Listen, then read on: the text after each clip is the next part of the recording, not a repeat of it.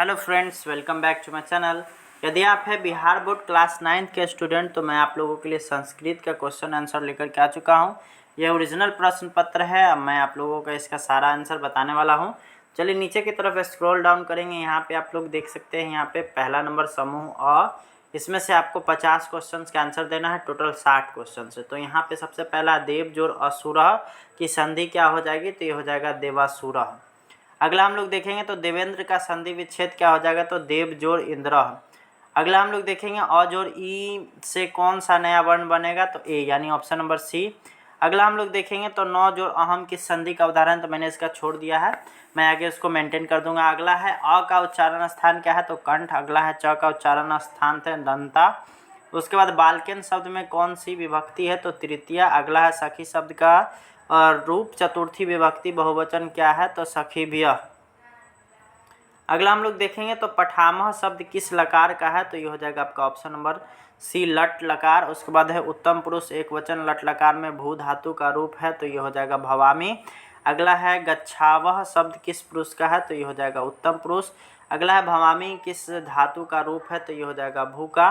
अगला है परिपादम किस समास का उदाहरण है, तो ये हो जाएगा आपका द्वंद्व।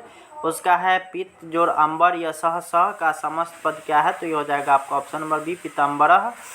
अगला है प्रतिदिनम का विग्रह क्या हो जाएगा, तो दिन दिन इति, यानी ऑप्शन नंबर सी। अगला हम लोग देखेंगे तो अवयवी भाव समास का सही उदाहरण क्या है, तो यथाशक्तिम। अगला है अपादम कारक में किस विभक्ति का प्रयोग होता है, तो ये हो जाएगा आपका ऑप्शन नंबर ए, पंचमी। अगला है रामेन सह सीता वना गवती, तो ये हो जाएगा आपका ऑप्शन नंबर ए, सहर्थी तृतीया। अगला सवाल हम लोग देखेंगे तो यहाँ पे है 19वां नंबर अच्छे से होगा नहीं हुआ, इसलिए मैं इसको छोड़ दे रहा हूँ। 20वां नंबर हम लोग देखेंगे तो स हरिद्रेभ्य कम्बलम ददाती रेखांकित किए गए कारक को लिखिए, तो ये हो जाएगा आपका ऑप्शन नंबर आपादान कारक, यानी ऑप्शन नंबर सी। गत्वा शब्द में लगे प्रत्यय क्या हो जाएगा, तो गत्वा। अगला हम लोग देखेंगे तो धावन घोटकः पतित में इसका क्या रेखांकित पद का प्रत्यय क्या हो जाएगा, तो कतवा। उसका है नयामानः शब्द में लगे प्रत्यय बताए, तो इसको मैं छोड़ देता हूं, मैं आगे बता दूंगा। अगला समाप्य में कौन सा प्रत्यय है, तो सत्री। अगला है हनः जोड़ कतवा में कौन सा शब्द बनता है, तो हनितवा। अगला है ईश्वर कहाँ निवास करता है, तो वचन में, यानी ऑप्शन नंबर डी। अगला है सभी कर्मों का नियंत्रक कौन है, तो ये होगा आत्मा। किससे संपूर्ण संसार व्याप्त है, तो किसमें संपूर्ण संसार व्याप्त है, तो ईश्वर में।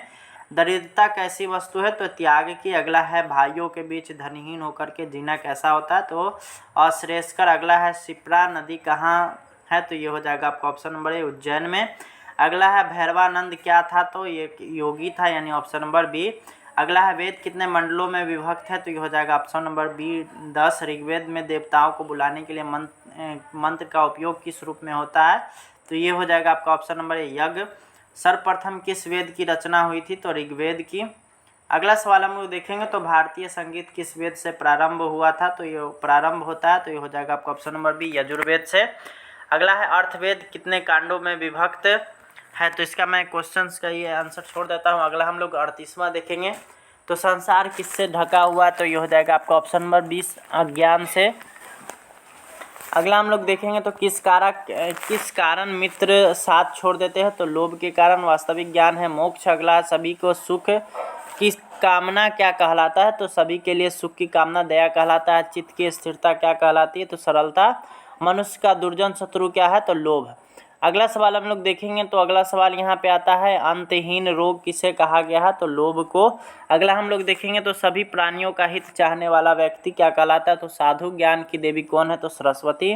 अगला है पुस्तक को धारण करने वाला कौन है, तो ये हो जाएगा आपका option number D, Saraswati. Saraswati की सवारी क्या है, तो ये हो जाएगा आपका ऑप्शन नंबर डी, हंस। अगला है बीना की ध्वनि क्या होती है, तो मधुर होती है। अगला बुद्धि की देवी कौन है, तो सरस्वती। अगला हम लोग देखेंगे जो मैंने पीछे छोड़ दिया उनको मैंने यहाँ मेंटेन किया है। अगला हम लोग देखेंगे संस्कृत भाषा है तो शिक्षाप्रद। अगला है वेद का दिव्य भाषा है संस्कृत। अगला संस्कृत भाषा ज्ञान को बढ़ाती है। तो इस तरह से यहाँ पे हम लोग ऑब्जेक्टिव को यहाँ पे छोड़ देंगे। अब उसके बाद इसका समूह ब की तरफ अगर बढ़ेंगे तो यहाँ पे गद्यांश आएगा, तो अपठित गद्यांश 13 अंक है ना। तो निम्नलिखित अपठित गद्यांश को पढ़ करके दिए गए प्रश्नों को उत्तर लिखे। तो यहाँ पे आपको इसको पढ़ लेना है, उसके बाद क्वेश्चन आपको यहाँ पे देना है। ये सब आप लोग देख सकते हैं। दूसरा नंबर में आपको निम्नलिखित गद्यांश को पढ़कर आधारित प्रश्नों को उत्तर देते, तो इसको भी आप लोग को गद्यांश को पढ़ लेना है और उसका उत्तर देना है। और उसके बाद संस्कृत में पत्र लेखन, तो अपने जन्मदिन के समारोह पर आमंत्रित करने के लिए अपने मित्र को पत्र संस्कृत में लिखिए, अथवा बुखार से पीड़ित होने के कारण प्रधानाध्यापक को छुट्टी के लिए संस्कृत में आवेदन पत्र लिखिए। इस तरह से आप लोग यहाँ से सारा क्वेश्चन आप लोग देख सकते हैं और इसका आंसर आप लोग खुद से बना सकते हैं। तो इस वीडियो में इतना ही, मिलते हैं बहुत जल्दी नेक्स्ट वीडियो में। Thanks for watching, bye bye.